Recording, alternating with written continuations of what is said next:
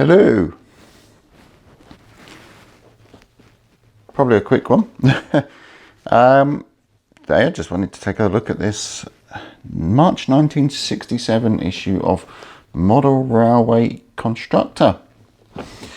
So 1967, so that is 54 years, and the old pre-decimalisation cost 2 and 6. Not actually sure what that would be now. So looking at the front cover, you can kind of see that yeah, it looks like a couple of Triang logos. So a Triang 37, the 31, and an 08. But yeah, so let's just have a flick through really.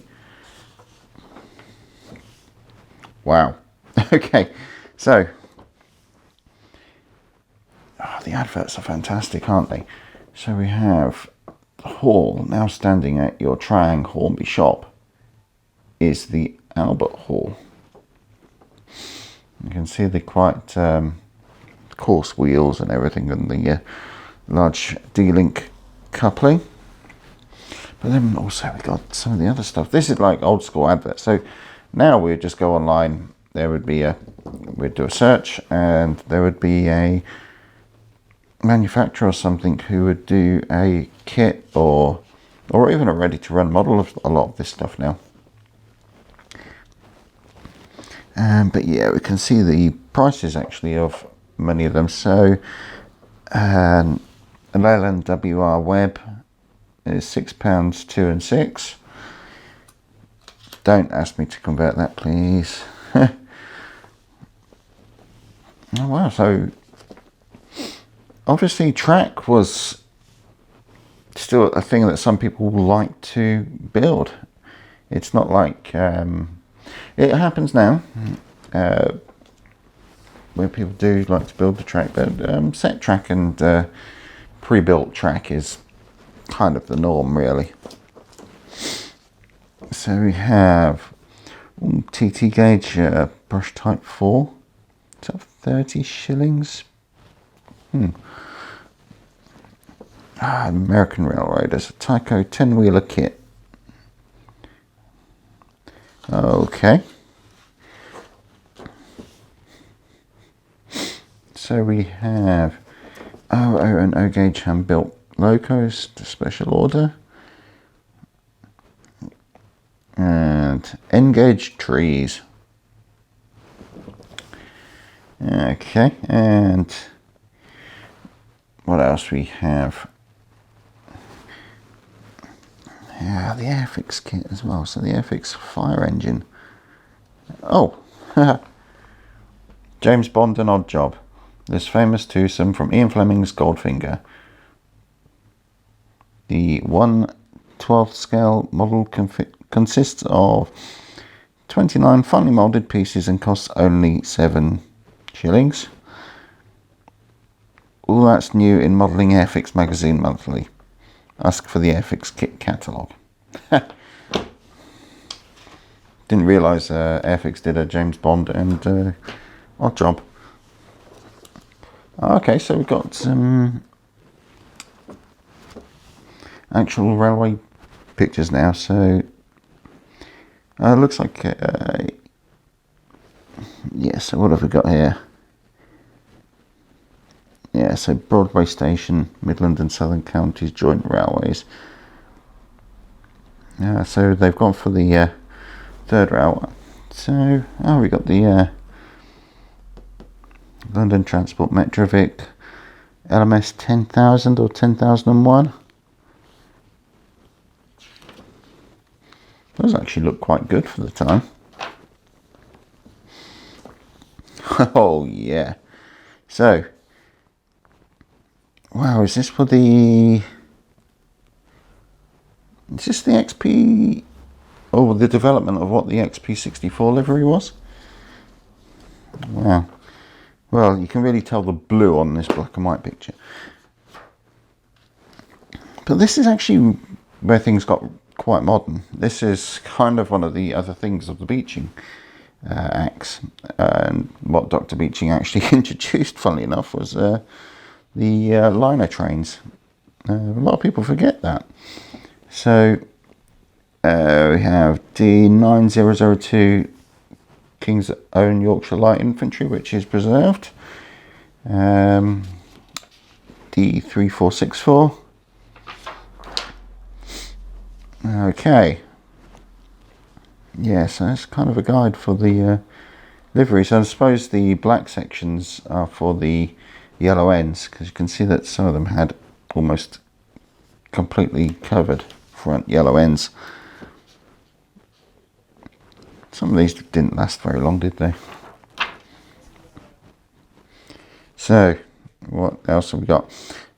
So we have a load of stuff can't be bothered reading. Private owner wagons.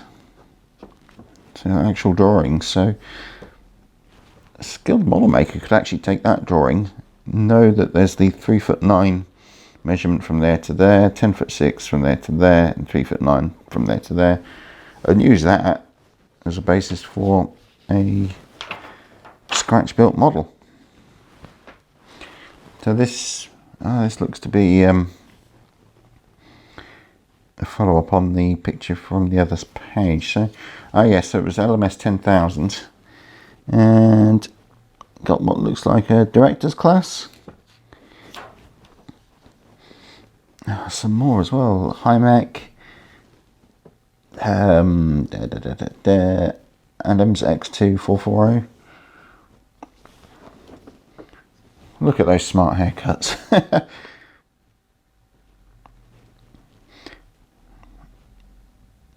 In a way, many things aren't much different. The technology's come on and the fashions have changed, but I think the idea and the whole sort of ethos of the whole hobby is pretty much the same. Yeah, so this is plans so that you could measure up and build your own. So this is like it looks like a review of the hall from the front pages. The hall doesn't look too bad, really. Is it supposed to be a hall? No, I'm an idiot. It's it's a lady. Okay. So yeah, it looks like now I've actually read a little bit of it. This is a conversion of the Triang Hall class. That's actually pretty cool.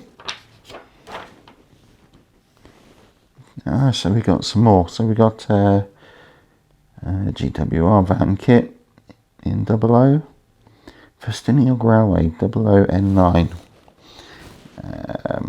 Baldwin 460 body kit, and we have also K's kit. Yeah, that's fine. Yeah, so as far as a model railway magazine goes, there's a bloody lot of information on here. Yeah, oh wow.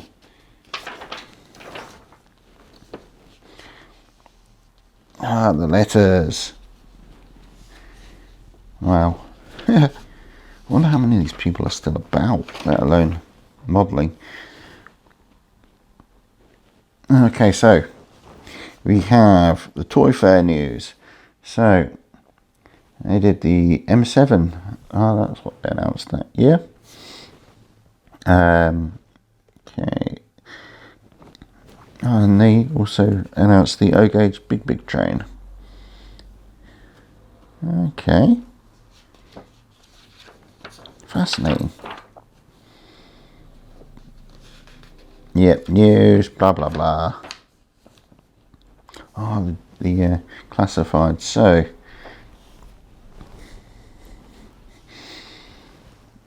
Yeah, so there's quite a lot of people obviously selling privately.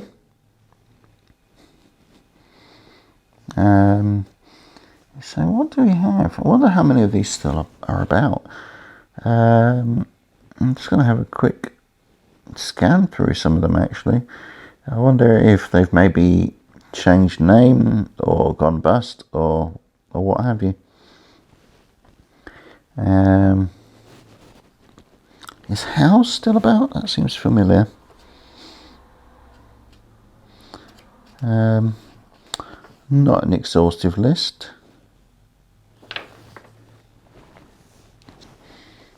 So we have the Model Shop, Manchester, Eames, Hamblings, Bologna Scenic Models. Other periodicals. So yeah, Ian Allen did like the train spotting books and things.